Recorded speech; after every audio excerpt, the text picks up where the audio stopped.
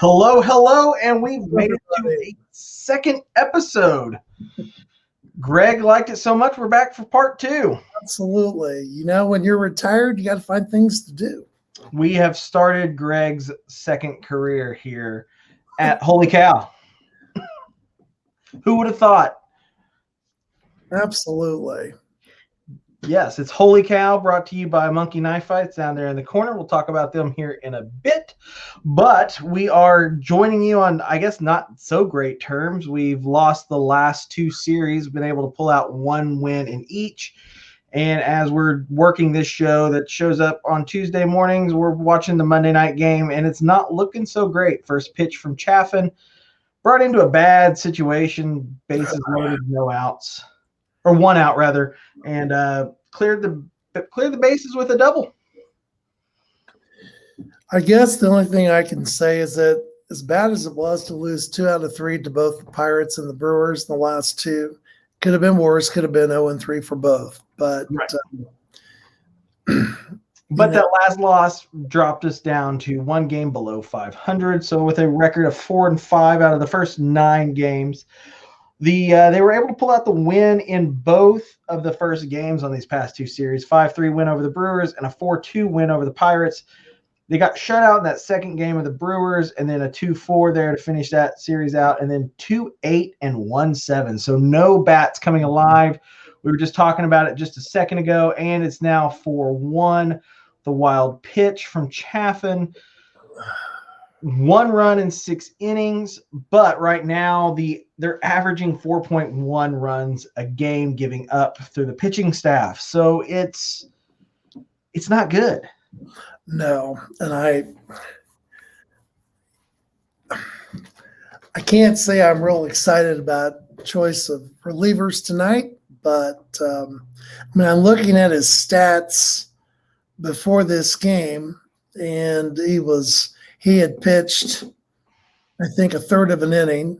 He had a 2.25 ERA. Well, that's going to change after tonight, I'm afraid, because seems like he's serving up batting practice right now. Brewers are a good team. I'm not kidding anyone with that. It's not like, and I can't even say it's not like we're playing the Pirates, because the Pirates, like I had said last week, I saw them quite a bit in Bradenton a few weeks ago. The Pirates are going to be an improved team this year.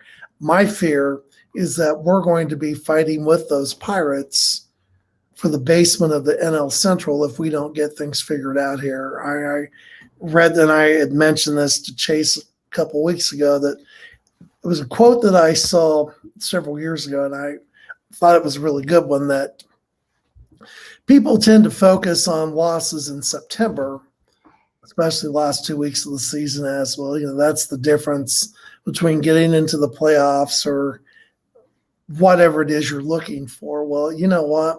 Those games in April, those first 2 weeks, that first month of April, to me are just as important. You can set your season, set the tone very easily one way or another by how you get out of the gate. And I guess the one good thing is right now is that there is no one in the Central that's actually burning the league up. The Reds got off to a real nice start, but fortunately for us, the Diamondbacks cooled them off the last 2 games there in Phoenix. But,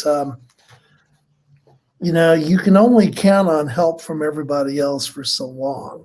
You've got to take care of business on your own end of the bargain as well. And, the Reds are playing the Giants, and the Cardinals are playing the Nationals. And, we can't keep hoping that, they're going to help us out. And with us playing the Brewers, obviously every time we lose right now, it's just that's a game between us and Milwaukee again that, we're going to have to make up. And, I know I haven't seen too many people giving Milwaukee a chance to win the Central. It all seems to be either possibly the Reds, mostly the Cardinals. But I'll tell you what, like I said earlier, I think it definitely is going to be a 3-team race, I believe, with Cincinnati, Milwaukee, and St. Louis. I'd like to think it could be a 4-team race. Or Right. who knows? If the Pirates continue to play well, could be the same thing, and I just see another run scored. Well, So right now, I mean, really, Pittsburgh is really just doing well against the Cubs. They've gotten yeah, all three of their wins against the Cubs. Three, yeah. And I regular think record I and saw that Pittsburgh had won like 5 or 6 of the last 7 or 8 there at PNC Park in Pittsburgh. So the Cubs hadn't done real well there the last couple of years anyway, which, at one point, I think we not hard to remember that anytime we played Pittsburgh, it was like, thank God we're playing somebody that we should be able to win 2 out of 3 with a real good chance of getting a sweep, whether we played them at Wrigley or we played them at PNC.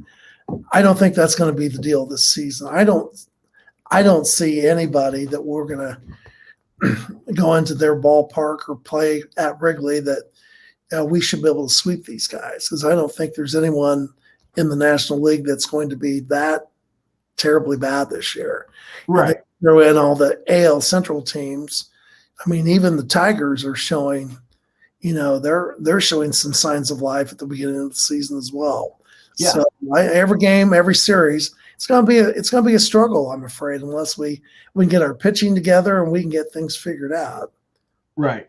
Well, right now Cincinnati's 6-3 is their record right now, sitting at top of NL Central. Then you got Milwaukee there tied up 5 with a 5-4 record. Cubs below 500, 4-5, and Pittsburgh at 3-6. The problem that I'm seeing, just looking across on the standings, is that run differential. Run differential is a -11 for the Cubs. Wow. St. Louis right now is the one team with a winning record that has a minus run differential of -5. Chicago's fared 500, 3-3 at home. They're 1-2 away, and right now they have a losing record against teams below 500. That's not good, especially going. Yeah, I mean, good teams find a way to beat those teams that are worse than they are or below them in the standings. I mean, and again, good teams find a way. right. St. Louis is kind of this anomaly. They're one win above 500. They are, they've got the -5 run differential, and they're sitting with a losing record for teams below 500. And I know it seems like each season there's a team that always kind of has another team's number. It's Right. like you can have these teams that go and win 110 games, and you look at it and they've got 52 losses, and 48 of them come from some just obscure team like the Oakland Athletics or something. I know just 1 or 2 years ago, the Reds used to get just hammered by the Cardinals. I mean, it wasn't pretty. And just because, I mean, I read a lot of the Cincinnati paper as well, and the Cardinals had the Reds number there for 2 or 3 years, and I think the Reds may have sent a message that opening series that we're not going to roll over for you guys anymore. Right. Everyone, got a lot of Reds fans on my list, and they thought this was going to happen last season, and who knows, maybe the delay caused by COVID just was the difference in how because Cincinnati played a lot better at the end of the season than they did at the beginning. And to be honest, I think we played a lot better at the beginning last year than we did at the end, and it unfortunately carried over into the playoffs. But we'll wait and see. I mean, I'm looking forward to us playing the Reds at the end of the month, just to see how we stack up against them and going from that. I just wish they played during the week, because Cincinnati's got a nice little deal going on right now that you can show proof of either 1 or 2 of your COVID vaccinations. You can get upper deck seats for $7 or $8. Heck, I'd drive down for that. But the thing is, they don't play the Cubs until a weekend series at the end of this month, and I don't think they play there again until July, maybe August. I'm not certain. Right. It's kind of like they're getting their Pirates and their Brewers series out real quick in the opening. I mean, they've basically gone back and forth on it. Talking about the stats and how we're starting out, it's not good. They got a team ERA, and this is prior to the start of this series with Milwaukee, a 4.10 ERA. They're sitting tied 8th in the National League in pitching. They've got a batting average against them of 228, and they've got 37 runs scored against them. That doesn't seem that high because there's still teams that are higher that have more runs. Right. But only putting up 1 run in every 6 innings, it seems like. You've got an uphill battle. Right. And I mean, just looking into the immediate future tonight, next 2 games, we're going to see Hader maybe every game, at least I'd say 1 or 2 of them. Right. And every once in a while we get lucky against that guy, but 9 times out of 10, he comes in and it's lights out. I mean, I'm not a real big fan of him, but he does the job. And that's what you want from your bullpen. You want someone that can come in and lights out. And that's what he's done. Right. Hitting 163 at batting average for the team. That, like I said earlier, you're not going to win too many double or triple A games with a batting average like that. I mean, that batting average sounds about like what my batting average was in middle school, which, when you're on the bench, you don't get too many opportunities to swing at the ball. So that's probably one big reason right there. But that's another story for another day. Right. We don't need to relive your not so glorious days, right? No. 163 is the Chicago Cubs batting average team wise. San Francisco Giants is the next to theirs, 204. And they've won more games, I believe. So 41 points higher is how much you have to go to get to the next person in the league, in the National League. It's an uphill battle. It's got to get better. No. That's how I look. It's got to get better. But here's the thing though: is 2016 a fluke? Most of these guys are still returning. You got a few guys that are, new add-ons, new additions. Jock Peterson, I guess he's going to hit all of his home runs during spring training. He's got a 133 batting average. He was one of the ones that we were really hopeful for when we were talking on that first episode. David Bote or Bodie, 91. Oh. Anthony Rizzo, one of the standouts, 121. Chris Bryant, Javier Baez, pulling their weight, 242, 229. I can live with that number early on in the season. Yeah. I mean, if you're not hitting in the 200s at this point, you got to get it figured out. Wilson Contreras, 222. And so that was the problem last season that, let's be honest, most baseball teams, you're always going to have one of your stars in a slump or having a tough time. But fortunately, most teams, you're going to have everybody else pick him up with a better batting average, taking care of the ball at the same time. That's our problem right now. Nobody's hitting the ball. And when we are hitting the ball, nobody's in scoring position to get some runs. I mean, like you said, we've got 1 run tonight out of 6 innings. Right. That's just not – I look coming up to bat here in the next inning, Peterson 0-1, Baez 0-2, Hayward's killing me right now. I've watched him and love him, but gosh, some games I just want to say, you know what? Let's pinch hit here. He's just not. Jake Marisnick has a 300 batting average. He's only played 5 games. It's a 10 at bats. Give him a shot. Yeah. 300, if he can do it for his career, he's in. It's looking bad. And also on top of that bad news, there's other bad news that came out this week before they went on the trip. They placed 3 relievers on the COVID-related IL, and those are Jason Adam, Dan Winkler, and Brandon Workman. And they are self-isolating in Chicago along with their first base coach, Craig Driver. Last year, they had no COVID positives. This year, it looks like they're struggling a little bit with that. And I guess what I don't understand about that, I mean, I've had both my shots. I would think that at this point in time, every Major League Baseball player, coach, that should have been done by spring training. I don't, and maybe they've, I don't know, maybe they've had their shots, but to me they just should have all been inoculated before now. This shouldn't even be a discussable item. Well, and I don't know if it's they didn't vaccinate because they didn't know how it was going to affect them, the long-term effects, or what is it? I know there's a lot of theories going on about that and how that works. But you would think that, yeah, they would have been the first people to go ahead and get that taken care of. If I'm a professional athlete, I would have wanted to have been one of the first. Right. But that's my mindset, that I wouldn't want anything getting in my way of my performance. And, you know, who knows? So they have an alternate site, which is just north of you in South Bend. Right.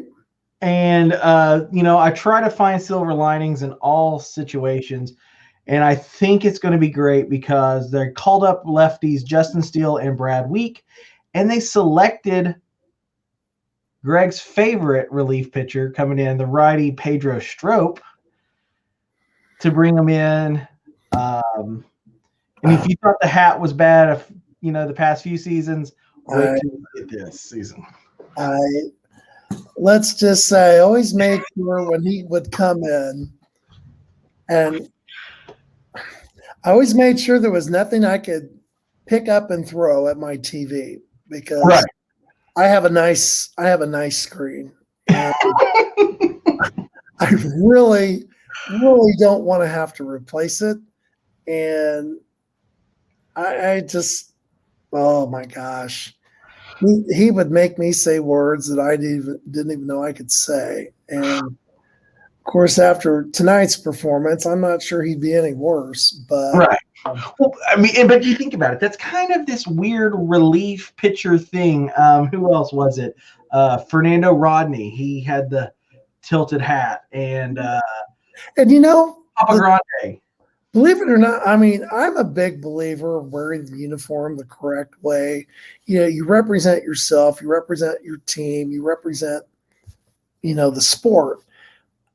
I didn't like how he wore it, but that wasn't my issue. I mean, he sucks as a pitcher. I mean, I shouldn't say that, but my God. Yeah. You got to get outs, and you just can't. That was my whole discontent with him. The hat was of little consequence at all. It was just every time he came in, I'm thinking, are we going to blow another save tonight? Yes. Figure this out, Pedro. It's not brain surgery here. Right. Chafin's going to be my new one. I'm going to love to hate now. I can see. Man, he had that good night. He had that good run. He was walking across the field. He was in that ball player shirt, which is by our good friends over at Obvious Shirts. Check them out, obviousshirts.com. We'll actually talk about them here at the end of the show as well. But he's walking across. He's got the sunglasses tilted down. He's got this cool swagger. Everybody's liking him because he has been good in relief situations until tonight. So hopefully this is a fluke, but it kind of seems like that tends to be the thing for Chicago players. Fans fall in love with somebody and they fall off the bandwagon. Yeah. Well, and interesting. I read it. I read so many websites. I don't keep track of all of them, but I read where with each loss, this almost kind of is proving that maybe it wasn't Joe Madden's fault after all. A lot of people wanted to blame him, that towards the end of his tenure that he lost control of the clubhouse and players really weren't motivated to do anything. And, I don't know that I put that much stock in, a manager's or coach's ability to get the very best out of their players. I think as an individual, as a player, that's got to be you. I mean, you got to come ready to play, ready to compete, ready to do your best every game. I mean, if you're blaming your manager or your coach for the fact that you're not playing well, wow. Let's come up with another excuse because that was, of course, I was a big Joe Madden fan. I love Joe. I love Joe even in Tampa Bay. And no disrespect, to what we have now, but I mean, I think he was unfairly blamed for a lot of things that to me were way out of his ballpark. And this season, if the Cubs don't win, it's not going to be the manager's fault. It's going to be the front office's failure to put some players on that team to come out there and compete at the level that they need to compete with. You can't win ball games with double-A pitching. No. Yes, I mean, and again, we had discussed this a couple of weeks ago that everybody's different and everyone does, things differently, but I would have kept Lester, and I'm not sure I would have gotten rid of Darvish. I mean,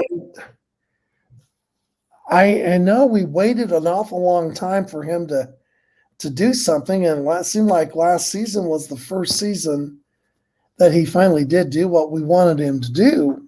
But then to me, when we got rid of him, we just basically, I think we were saying without saying, well, that was a mistake.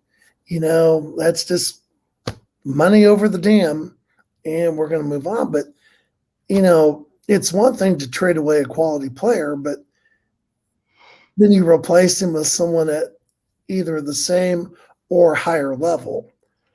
Who do we replace Darvish with on the pitching staff that was the same level? I mean, Arrieta's okay, but we lost two good pitchers. Right. And I think I'm all about Jake Arrieta being back.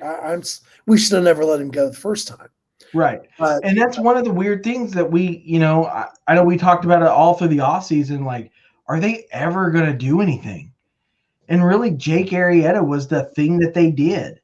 Yeah. I mean, Jack Peterson was really the only, to me, major signing that they did between the end of the World Series last year and this season.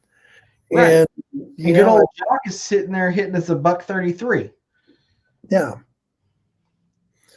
So, well, and I think they were also looking for a reason to get rid of the Joe Madden thing because, he was David Ross. There's this new trend. And I really think it kind of started, and I hate to even say it because I can't stand the guy. He had adult braces through most of his tenure with the Yankees, but Joe Girardi. Yeah. Joe Girardi, played for the team, and then he took over as the team manager, and things worked well. Like, he had good rapport with the guys that were aging out with him and things like that.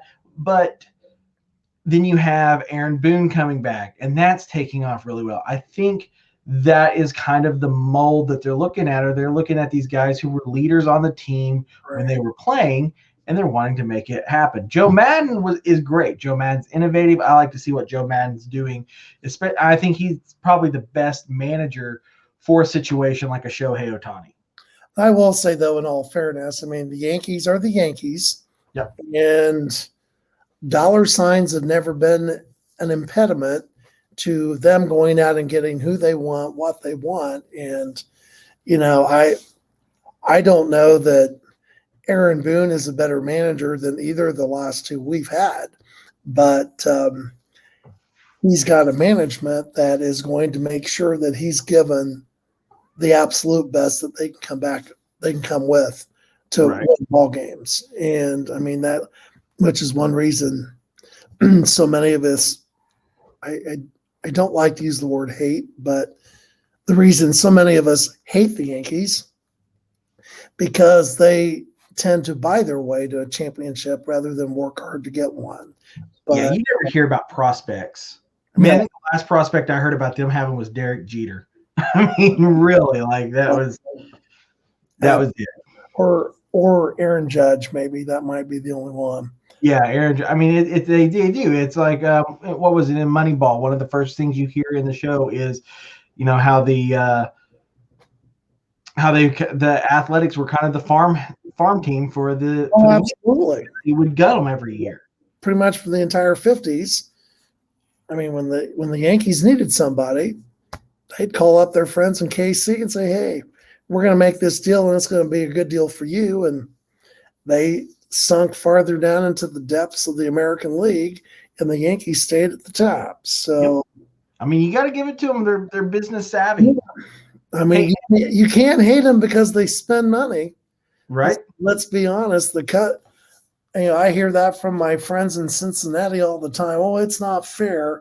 The Reds and the Pirates are stuck in a division with, and they even want to call the Brewers a small market team as well. But they always say, the Cubs are one of those mega teams that has all this money. And I said, well, they may have it, but they're not going to spend it. So we will see. But you know what? We all like to spend money. And so we should talk about spending some money. And it's always easier to spend somebody else's money as well. So, right.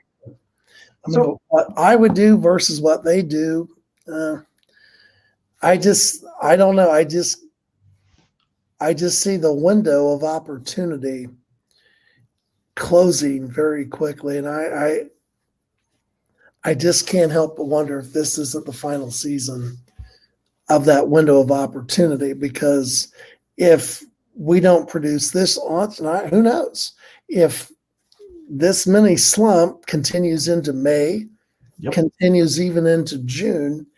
It's going to be interesting in the middle of the summer at the at the waiver deadline and the trade deadline that, teams are looking to make that mid-season to final end of season push to the playoffs. If the Cubs suddenly become sellers instead of buyers, and let's be honest, I don't see anybody on that team that they wouldn't trade. Right. I very often see them getting rid of Bryant or getting rid of Rizzo or Contreras. Who knows? I mean, I could see Rizzo being a loner. I really could. I could see them saying, "Hey, go win you a championship and come back next year." I could see that kind of working. And I could see him doing that. I'd say more than willing to come back to do that. Right. And I think that might be something that would be interesting. You don't want to be sellers. You don't want to end up in the cellar. And right now, that's what it's looking like. It's struggling to stay above the Pirates. Nobody ever wants to say that. No. Because I remember those days in the 70s and early 80s when, the Cubs were at the bottom. Back then, Pittsburgh was good. Right. And back then, usually the Cubs were fighting. Philly some years was pretty good, but it was usually the Cubs and the Expos and sometimes the Phillies towards the bottom, because you always had the Mets, the Cardinals, and not really, not in the 70s. Cardinals they were average in the 70s, but it was usually Pittsburgh and it was usually Philadelphia in the 70s. I remember those two just used to beat knots on the head of the Cubs back then. I mean, I remember one game, 26-16, something like that, when the Ruschel brothers were pitching for the Cubs, and their ERA was about as big as their weight. And, I don't want to see us. I don't know. I don't want to see us going back to those days when we're not included in the conversation of contenders, but things are just not, I don't know.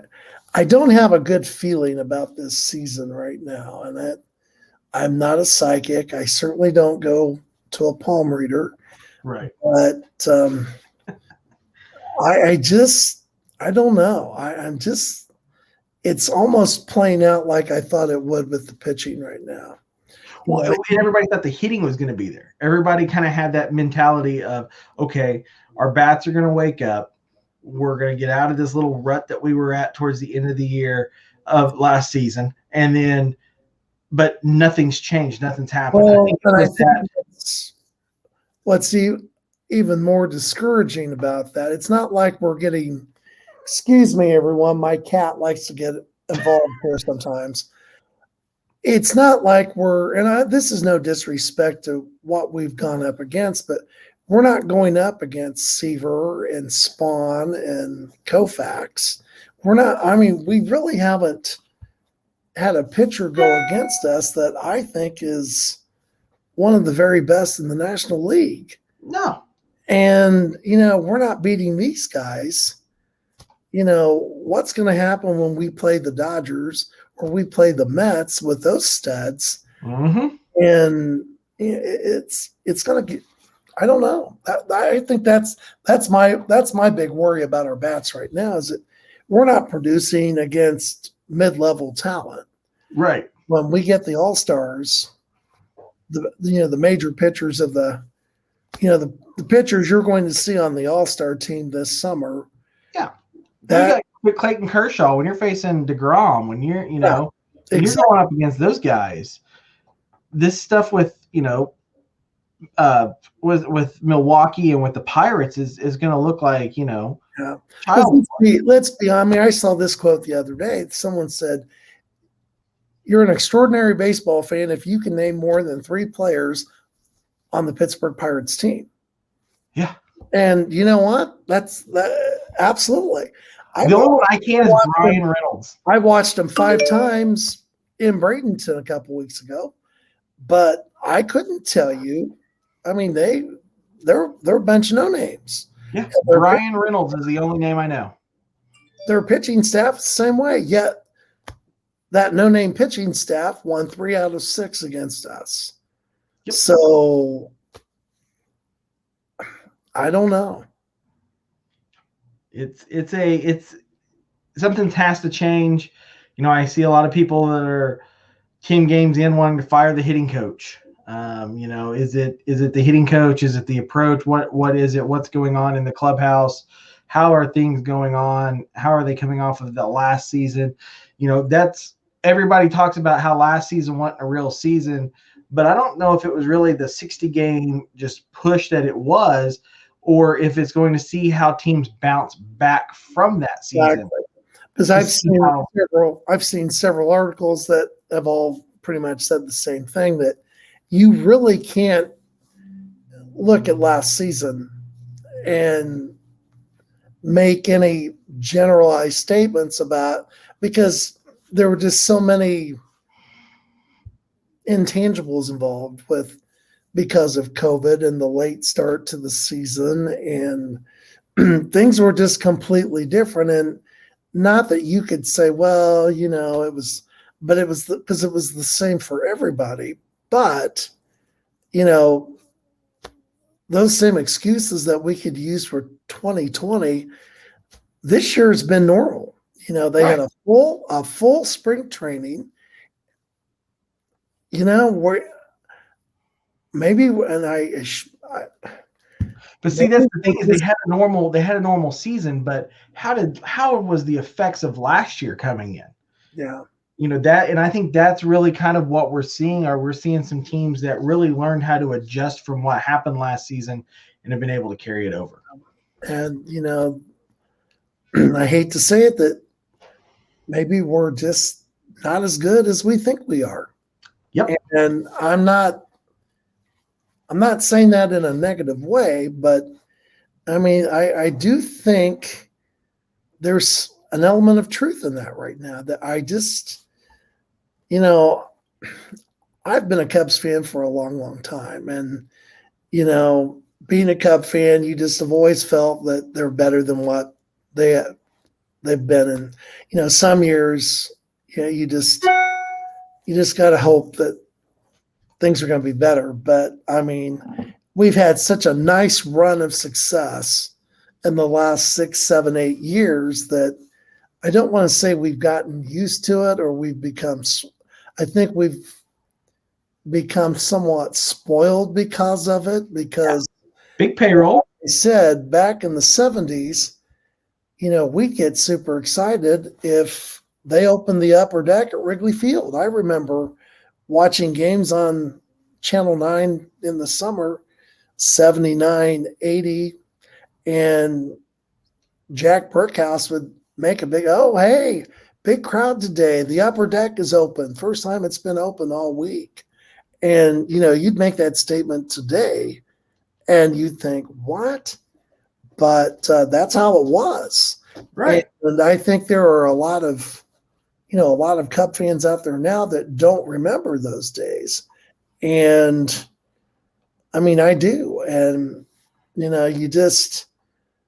back then you just knew that it was going to be Pittsburgh or Philadelphia. The Mets had a couple of years now. I know the Mets won in 73. I think they won a couple late, but the Cubs were never really considered serious title contenders ever in the 70s. And even when they won in 84, they shocked everybody because nobody thought, they still kind of came out of nowhere.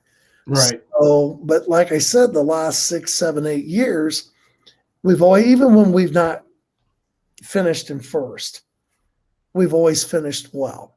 And usually a wild card spot, something like that. We've not fought for the bottom of the National League Central or even back to the old National League East in a long, long time. Right. And I just hope, if it happens this year, it happens this year. That's not saying I want it to, and I'm not saying that it can or will, but just maybe that's what needs to happen to maybe bring a sense of urgency to everybody involved that, hey, you know what? This isn't how we want to live. Pittsburgh, I think, is at the bottom and has been at the bottom for many years because of money. They, unfortunately, are stuck with an owner who doesn't seem to, I don't know if it's because he can't or because he just doesn't care, but isn't really interested. I saw their total payroll is like $47 million, I thought. And if it's not the lowest in the majors, it's right down there maybe with Oakland or whoever. But, it's compare that to some of the best stars in the major leagues who are making more than $47 million a year individually. Yep. And, one of the most beautiful ballparks in the National League, one of the most beautiful ballparks in the majors. And, that only works for so long. And, I look at those fans, I don't know how they do it every year. And like I said, Cup fans have been spoiled. I mean, we've had the best of both worlds. Iconic ballpark, a good team. And I just, I don't know. I don't know why things have gotten to how they've gotten, but, it's 6-1 now. It's the top of the 8th. I don't want to say we're not going to win this one, but I'd say we're going to take an L this first game, and hopefully we'll right things tomorrow and things will get a little bit better. A win always improves everybody's outlook, but right. And you're stringing it together, this will be the third straight loss. I mean, I would hate to think that we're going to be out of the race by Memorial Day, much less Mother's Day, right? May Day. But we'll just have to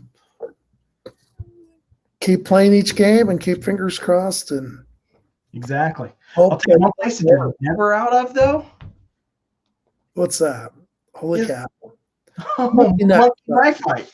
Yes, Monkey Knife Fight is the daily fantasy sports gaming website for the casual sports fan that is simple, fun, and easy to play. Users determine which superstars competing in the day's professional sporting events will record more or less than the contest line provided. Monkey Knife Fight's daily fantasy prop games play similar to the salary cap based DFS games, but without the algorithms, lineups, and most importantly, sharks. There are several contests to choose from, none of which require the hours of research on competing sites. Start with a simple 2-2 or go for the highest payouts 100 times and higher by selecting an 8 and 8 more or less contest. Get started now with a 100% instant match bonus of up to $50 using our promo code Holy Cow. It's great. Sounds good. I love the home run derby. It's really easy to pick Cubs games because you really don't have to pick very many homers, and you win money. Maybe when the weather warms up, things will change because we're fortunate that we play in a ballpark that is very conducive to balls leaving the yard. Yes, and Milwaukee is not a place that is one that, I mean, even Pittsburgh, which I think the Pirates proved this weekend, you can hit home runs in that ballpark. Yes. So let's get through April. If we can get to May 1st, I'm going to make an early prediction here and hold me to it. If we can get to May 1st and we're 500 or better, I like our chances. But we're going to have, and like I said, we're just going to have to wait and see. What is this? Today's the 12th. Yes. We are on the 13th. So yes, from the April 13th. We still have almost 3 weeks, actually. Yeah. We've got about 21 games still to play this month. I'm going to say maybe 20. I need to print out a schedule and put it on my desk here so I can refer to it all the time. Yeah, 16 games starting for the second game of the Brewers this series. So 16 between now and the end of the month. Yes. We have, not counting tonight, we have got to at least go, I'd say 8 and 8, 10 and 6. And we will see what happens there. You know what? I did print one off. I just don't know where to put it. That's the story of my life here. So I'm going to continue to try and talk and see if I can't find that schedule here. So I will take some time to talk for you, Greg. Sure. I'll find that schedule. There you go. I talked about last week how Greg and I have known each other for several years. And I will actually give the credit where credit is due and tell you that Greg is the reason for my love for baseball. Greg was the elementary school teacher at my elementary school and had a class called B is for Baseball during the summer program. And I took that, and that was probably the one class I've ever learned anything in. And I believe it was his class and my 5th grade teacher, Mr. Tuggle's class, that we went to Wrigley Field. And it wasn't just a normal Wrigley Field trip. It was the first time for King Griffey Jr. to play at Wrigley Field when he signed with the Reds. And we got to go to that opening weekend of that. And that was my first trip to Wrigley Field. So that is the story of Chase and Greg and how Chase and Greg have gotten to this point. And so I want to thank Greg for giving me a love for a sport that's amazing and a team. There's something about it when you can go and your parents don't know how to tell you no, and you eat 7 Wrigley Field hot dogs that probably even in 2000 were super expensive and obnoxiously expensive. The only regret that I have is that my dad slapped away a foul ball by King Griffey Jr. that was coming right into that section. Oh, yeah. And I can finally wear the beanie that I bought because it was super cold that day, and my dad took my beanie. Wow. Stretched the damn thing out. It was crazy. Yeah. So we're sitting there down on the field. It was like 65, beautiful day in Chicago. Once you get into that second deck where the good foul ball territory is, minus 67 degrees, and a little boy from Oklahoma who never really experienced cold weather past February. Didn't think I'd be wearing a ski coat in May, but I was. Did you find your schedule? Yes, I did. And I'm looking, I'll tell you, we've got a stretch. Well, when we come home at the end of this week, we've got 3 against the Braves and 3 against the Mets, 3 more against the Brewers. That homestand's I think, going to be a real predictor of how our season's going to go. Because let's be honest, Atlanta was in the playoffs last year, and I know they're not really off to the amazing start I thought they might. The Mets are the team to be in the National League this year. They're kind of the dark horse right now, and for some, we don't always really play well against the Brewers. Then we go right back to Atlanta at the end of the month, and then we go to Cincinnati for 3. So then after that, we're home against the Dodgers for 3. So like I said, by Mother's Day, which I think is the 9th, we will have played Milwaukee 3 times, the Braves twice, Pittsburgh 3 times, Pittsburgh 3 times, the Dodgers, the Reds. I think that's going to be a micronism of what we can expect the rest of the season, because once we get past Mother's Day, I see 2 at Cleveland, 3 at Detroit. Then we've got the Nationals in for 3. Then we finally see those awful St. Louis Cardinals. And I can't believe that it's May 21st is the first time we see the Cardinals. Yeah. Well, I know we end the season with them at St. Louis. Right. That seems to be kind of the normal thing these days.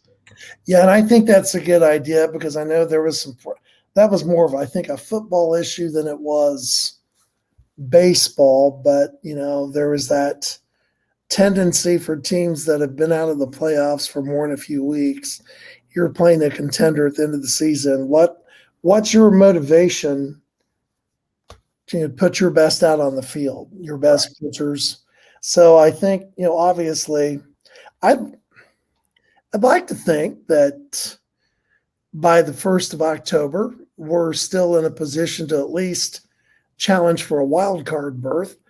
I'd like to think that we're not out of it at that time. But if we are, then I certainly hope that we're in a position that we can make sure that the Redbirds aren't in the playoffs with us as well. But a lot of baseball between now and then. We'll wait. Yes. And a lot more of us, guys. If you like what we're doing, check us out. You can find us anywhere if you just type in Holy Cow Show. Just went big time with the iTunes, Spotify, and Google Play this past week. Find us on Facebook Live, Instagram TV, and YouTube. Also, maybe other places coming up as well. But I am excited about the big news. Next week, we have our first guest on the show, Greg. Absolutely. I'm excited about who it's going to be. So Joe Johnson. Joe Johnson of Obvious Shirts is coming on. Obvious Shirts, these are the ones right here, made famous by Jake Arrieta. They have all the cool sayings. They're the ones that you'll see a lot of your Cubs players wearing, like the baseball players and things like that. We've got to get Greg outfitted. He's coming on our show to make a big product drop. So you'll see it first here. Great. Yes. It's the 420 show. I don't think we'll be Cheech and Chonging it for it, but should be a fun day. We just had the bases loaded and we grounded into a double play. Ugh. 2021 Cubs. Oh, it's a good thing I don't drink, because it would be a season I might be drinking a lot watching these guys. Hey. In the spirit of Harry Carey, let's raise a Budweiser. Yes. Or at least an old style. The old style is always great. We've got a place here in Tulsa that sells it for $2.50 pints. When I was at Sloan Park a few weeks ago, about a month ago, I saw the Cubs play the Angels on Sunday. Madden was there. It was kind of neat for him to become reacquainted with a lot of his former players there, but they were selling Old Style. And I'm not necessarily a beer connoisseur, but when you're in Chicago, you drink Old Style. I mean, it's just something you do. And got there, and they were selling Old Style, and I thought, hey, I'm going to have an Old Style. So, I mean, it's not the best beer I've ever had, but it certainly isn't. I don't know that there's anything that's considered to be an awful beer. I remember when I was in college, good old Ball State and Muncie, it was either Buckhorn or Red, White, and Blue. Ooh. Was the official beer at Ball State, which that was the era of the Little Kings malted ale. But Red, White, and Blue and Buckhorn, it was water. I mean, Yeah. let's face it, it was Ball State's official beer because it was cheap. Right. And you're a college student, 9 times out of 10 you're poor, and 9 times out of 10 you don't care what you drink as long as there's some alcohol in it. So that's why it was Ball State's official beer. East Central's was Keystone and Natty Light. Better choices than what we chose. We stepped up our game a little bit there. Old Style, though, a funny story. So my best friend in the world, Angelica, is originally from Chicago. She lives in Dallas now. She will drink Old Style, but the first few drinks, I think, remind her of the first time she ever got sick drinking because she was drinking Old Style in Chicago. And so just to kind of watch those memories tend to stick with you for a long time. Yeah. Those first 2 drinks that she gets is kind of like all right. And like once she can get it down, then we're like, we're good to go. Party it up. Those memories fortunately fog up. Yes. She's able to handle it a little bit better. But yeah, the Old Style is always fun. They used to be the official beer of Chicago, and it looks like Budweiser kind of slid in. Yeah. Back in the 70s, it was always about Old Style. Yep. And then Harry Carey came along, and I think he brought the Budweiser bandwagon right along with him. Right. But there is something that is kind of nostalgic about drinking a Budweiser beer at a ball game. Absolutely. And I think that's the only reason I'll drink an Old Style at Wrigley or Sloan Park is because of the nostalgia. Right. And, Savastano's, if once we get you down here to Oklahoma for a show. Absolutely. I can pay $10 and I can see what the Fun Greg will look like. Yeah, we won't put that on video. We'll say that. Right. Some things will be better left to the imagination. Yes, we will give a nice. Maybe we could get a play-by-play done on that. Yeah, unfortunately, I'm sure I've got some friends out there watching this that are saying, yeah, please send me video. Anything I can use is whatever. We'll just have to wait and see.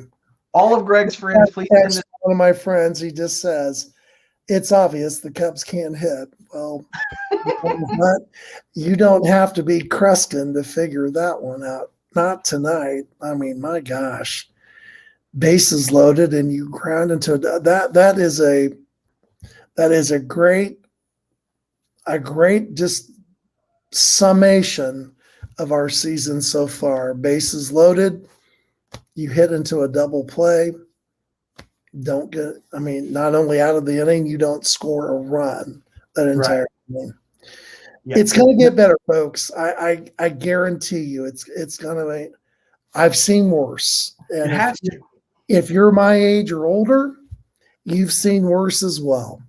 So hang in there. I mean, the younger generation of Cub fans might be on suicide watch here real soon, but Cub fans, I'm going to be 62 in July, so trust me, Cub fans my age and up, we've seen it, and it could get and it might get a lot worse. Who knows? Yes. But that's my hope. That's my premise is that right now we're in choppy waters. It's gonna be smooth sailing at some point. I just hope it's not at a point in the season when it no longer matters. Yeah, when 13, 14 games out. Right. I don't want to say we're out of the pennant race before the All-Star game because we'll just start. It'll be a fire sale, I'm afraid, after that. So, you know, maybe we just need to completely rebuild from the ground up. I don't know, but there's so many teams out there that have been rebuilding for years and years and years. I told Chase before the show that I was, believe it or not, I was once a Reds fan when I was a boy, 10, 12, 13 years old. And, the Reds were much like the Cubs back then. They were in the playoffs. I mean, back then when you only had the divisional winners and you only had 4 teams every year in the playoffs. And it seemed like the Reds were almost every season in the 70s, at least through the 76 season, they were in the playoffs every year. And then they hit that bad stretch there, and it took them forever to rebuild. I mean, I don't think they didn't get back to the World Series again, I think, until 1988. So, yeah. I mean, that's 10 years down the road, and I can't wait 10 more years to get into the World Series. I certainly don't want to have to sit in the nursing home or in my wheelchair and cheer for the Cubs from there. I will, but here's hoping that things are going to get better real soon. So we'll just have to. You can do the show from there too, man. Absolutely. Maybe we can get Metamucil to be one of our official sponsors by then, or Depends, or somebody. I don't know. Do the old people still do Geritol? You know what? I don't know. I guess I'll be finding out sooner than later, I'm sure. Right? Well, thanks for joining us this week, guys. We went longer because we had more to talk about because we had more games. So I'm glad you guys joined us. Remember, Holy Cow Show. Also, all of you friends of Greg's that's watching, apparently send in your Buckhorn videos or memories of Greg from Ball State.